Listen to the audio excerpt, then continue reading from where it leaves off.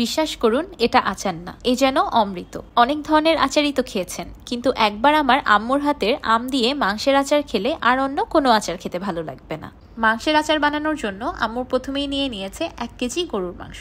মাংসগুলোকে আম্মু আগে থেকেই খুব ভালো মতো ধুয়ে পরিষ্কার করে নিয়েছে।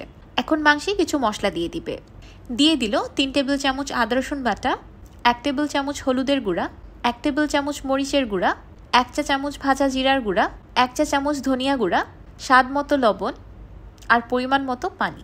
মাংসের আচার বানানোর জন্য মাংসগুলোকে একটু ছোট ছোট করে কেটে নিতে হবে আর একদম হাড় চর্বি ছাড়া সলিড মাংস ব্যবহার করতে হবে। এবার সবকিছু একসাথে খুব ভালোভাবে মিশিয়ে নিল। এখন এই পানিতেই আম্মু মাংসগুলোকে সম্পূর্ণ সিদ্ধ করে নিবে। মাঝে মাঝে নেড়ে দিবে যেন তলানিতে লেগে না যায়।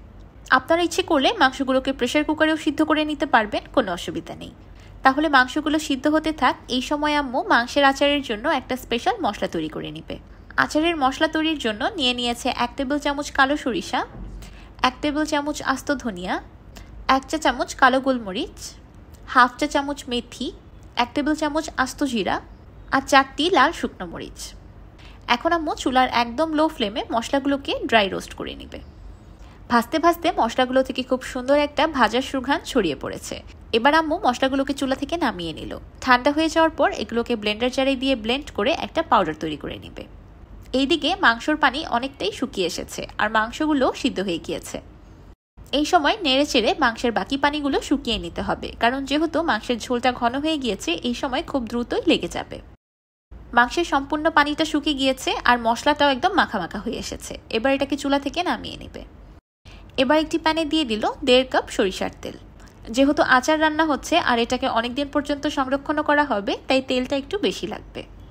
তেলটা হালকা গরম হয়ে আসার পর দিয়ে দিল 20 কোয়ার মতো রসুন আর 5টি লাল শুকনো মরিচ। এবার রসুন আর মরিচগুলোকে তেলে 1 মিনিটের মতো ভেজে নেবে। এই পুরো রান্নাটার সময় চুলার ফ্লেমটা মিডিয়াম টু লোতে থাকবে। এবার দিয়ে দিল আগে থেকে রান্না করে রাখা গরুর মাংস।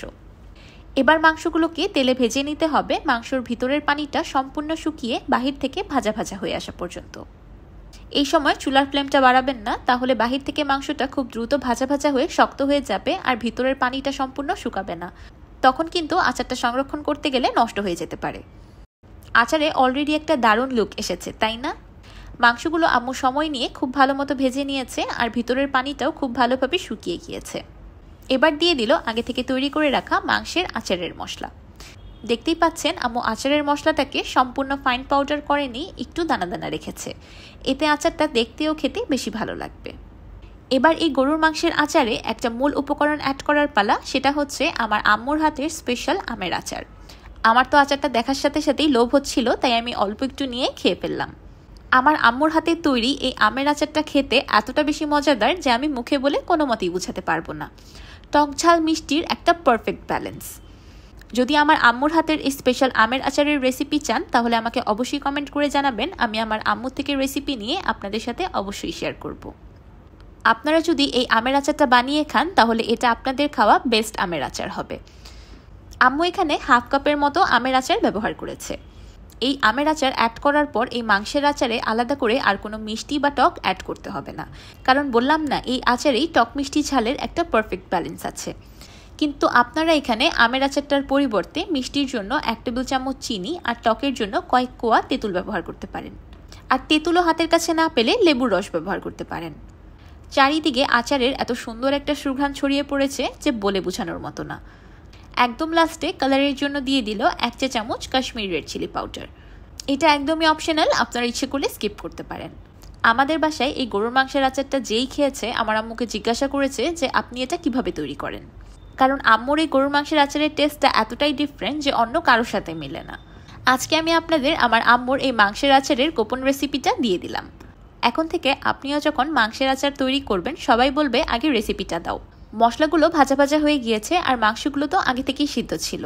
এবার চুলার ফ্লেমটা অফ করে দিয়ে আচারটাকে চুলা থেকে নামিয়ে নিবে। তো তৈরি হয়ে গেল আম দিয়ে গরুর মাংসের আচার।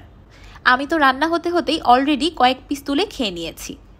এই কুরবানির ঈদে অবশ্যই আম দিয়ে এই গরুর মাংসের আচারটা রান্না করবেন আর আমাকে কমেন্ট করে জানাবেন আপনাদের কাছে খেতে কেমন লাগলো। আর অবশ্যই কাঁচা আমের মৌসুম থাকতে থাকতেই আমাকে কমেন্ট করে জানিয়ে দিবেন যে আপনারা আমার আম্মুর স্পেশাল আচারের রেসিপি চান নাকি। এমন যে কোনো এয়ারটাইট বয়ামে করে আপনারা আচারগুলোকে সংরক্ষণ করতে পারবেন 6 মাসের উপরে।